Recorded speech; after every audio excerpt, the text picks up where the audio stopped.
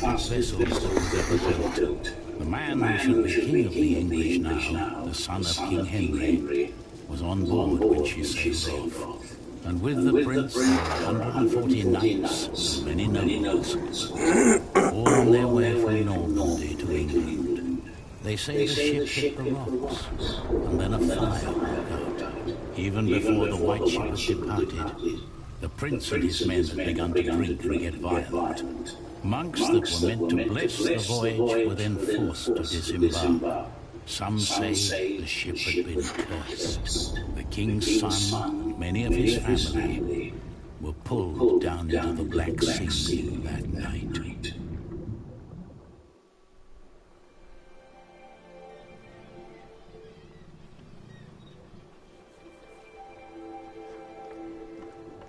You're forgetting one important detail. Not only these monks, but also Stephen of Blois, the king's nephew, left the ship before it embarked. They say he got ill. That old rumor. The same Stephen who calls himself the king of the English now. What? That can't be a coincidence. Yes, it can be. Of course he's king now. He survived. He is the king's nephew. What do you think, my lord? I think Stephen is a clever man. Clever enough to have his whole family perish. But why he would want to rule that godforsaken rock, I'll never understand. What makes you say that? I love my country. Then why are you leaving? Well, because I want to see something new. I'll tell you what you're going to see. A proper country, where people know how to behave. What about you? Why are you leaving?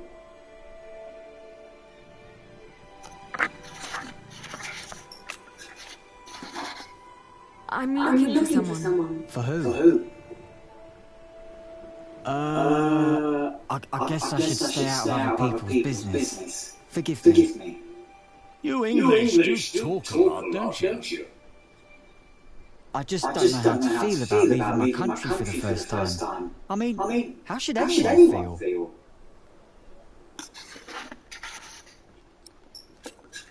You'll see what happens. I don't know. Maybe I'm just running away.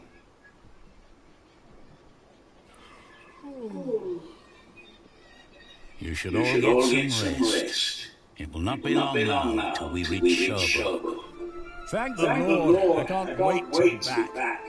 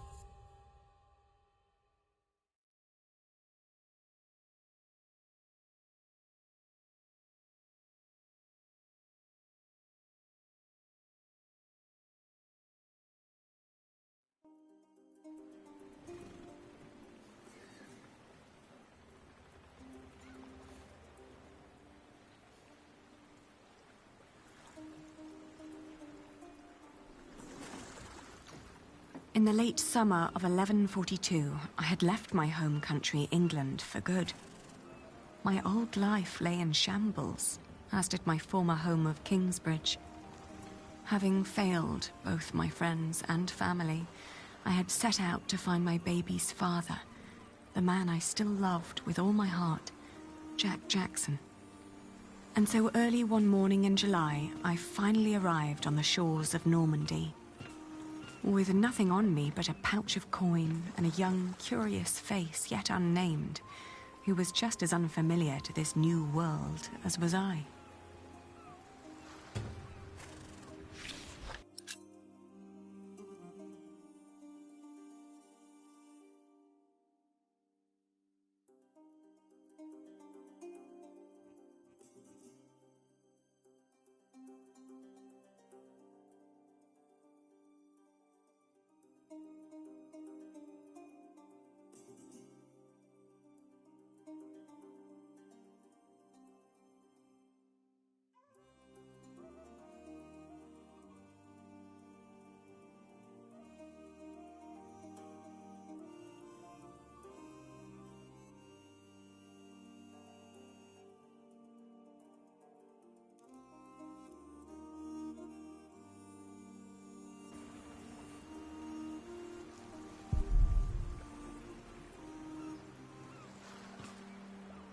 You're still here? Oh, it's you. I'm just trying to get my feet used to good solid ground again. The last bit of our voyage wasn't exactly my pint of ale. I'm looking for someone. A red-haired mason called Jack Jackson. He came to France about a year ago or so. A fellow mason, great. Unfortunately, I wouldn't know a thing. After all, I just arrived here with you. I know, but should you meet someone like that on your journey, tell him Aliena of Shiring is looking for him. All right. Jack Jackson. I'll keep an eye out for you. Thank you. That hammer you're carrying, do you happen to be a mason? Actually, I am. You have a keen eye, mistress. I guess I just know a mason when I see one. To be honest, I haven't been one long. Just finished my apprenticeship in Salisbury. Before that, I used to shear sheep with my parents, but I guess that wasn't really for me. Father still hates me for leaving, though.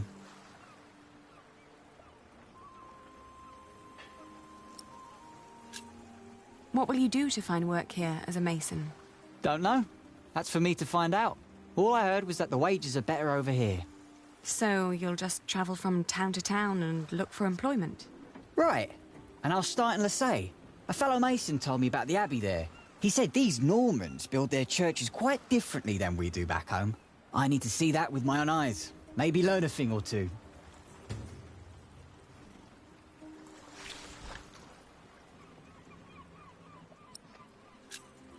I left my old life as well. Scary, isn't it? To start off fresh and all that. Well, you definitely sound more excited than scared. Oh, I am excited. Wouldn't anyone be? I don't know. Maybe. Do many masons go to Lassay? I dunno. It's really just a tiny town. The mason who told me just happened to do some repairs there once. It's likely he told others as well. Have a safe journey. Oh, thank you. You too.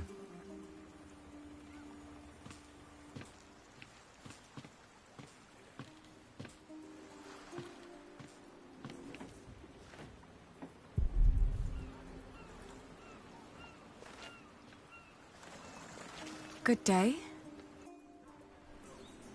I am looking for someone. A traveller who came through here last summer. Oh, hush now. I need to talk to this man. Looks young. He was born at the beginning of summer. What's his name? I haven't given him one yet. You should. He needs to know who he is.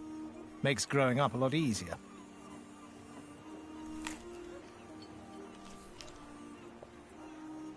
You said you're looking for someone.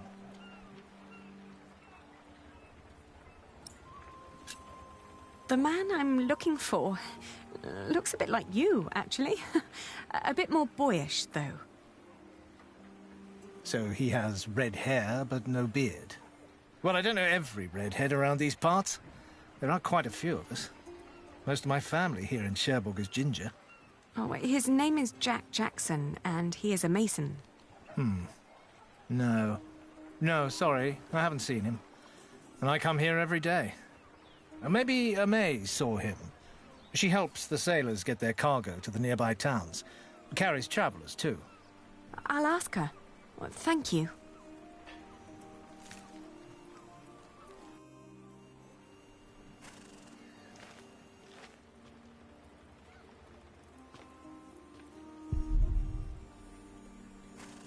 Where did you go, Jack?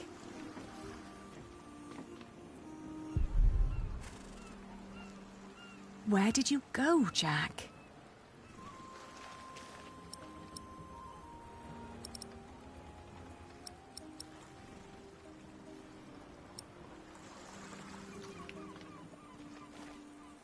Hey, you. That's quite a bundle you got there. Where are you headed?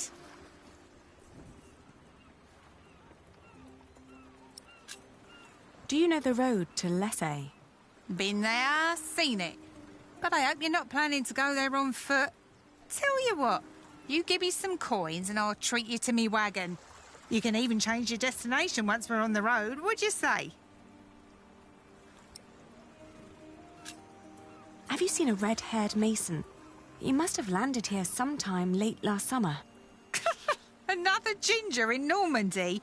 I wouldn't have noticed, even if he was carrying a hammer instead of a fishing rod. Maybe you should ask someone in Barfleur. That's where all the travellers come through, the pilgrims and the kings.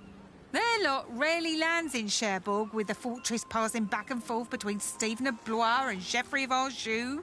Why you even came to Cherbourg in the first place baffles me.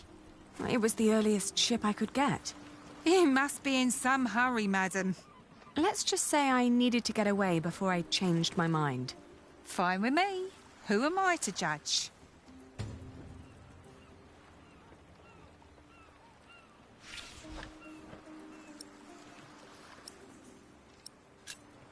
What other routes are there, besides going through Barfleur?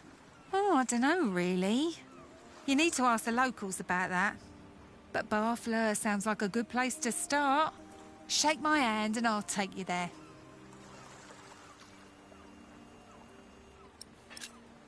All right. Take me out of town. All right. Where do you need to be?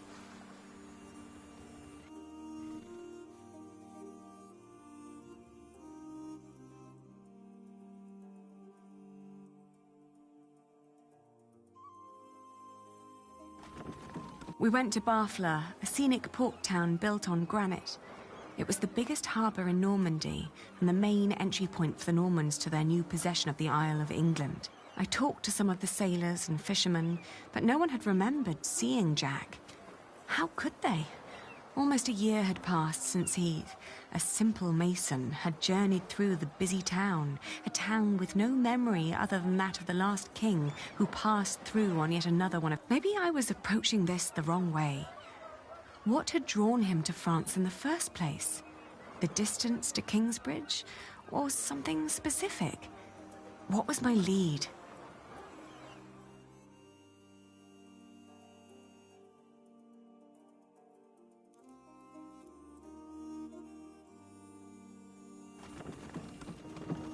Lessay was tiny, but as it turned out, worth the trip. In the small abbey church of the Trinity, I met a monk who claimed to have talked to a man fitting Jack's description. He'd been fascinated by the abbey's rib vaulting and had asked the monks countless questions about the place's construction. The monk apologized that he couldn't tell me where Jack had traveled next, but I didn't mind. I lay down to sleep on the floor of the Abbey guest house and, for the first time in almost a year, I felt relief. As I drifted into sleep, I hugged our baby tight and whispered into his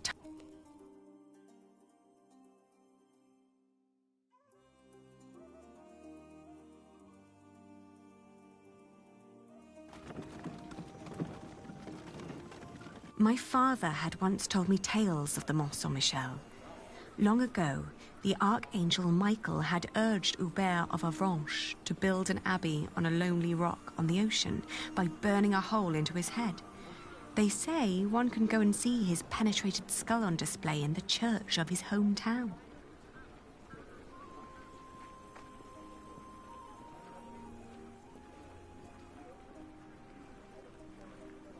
It was a windy day when I arrived, and the place was crowded with pilgrims and jongleurs. I remembered Jack's fascination with these tellers of stories. I spoke to one who was just taking a break.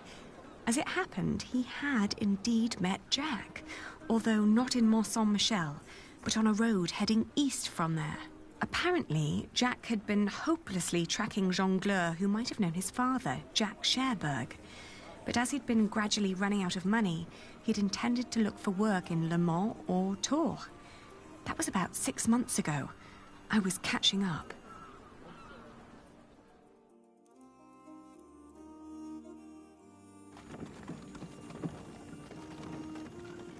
Going to Le Mans reminded me of all the trouble I'd left behind in England. 30 years ago, Le Mans had been conquered by the Plantagenet Geoffrey of Anjou, Maud's husband. And although they'd held it ever since, other noble families kept on pulling at the city, like Maud and Stephen tearing at England.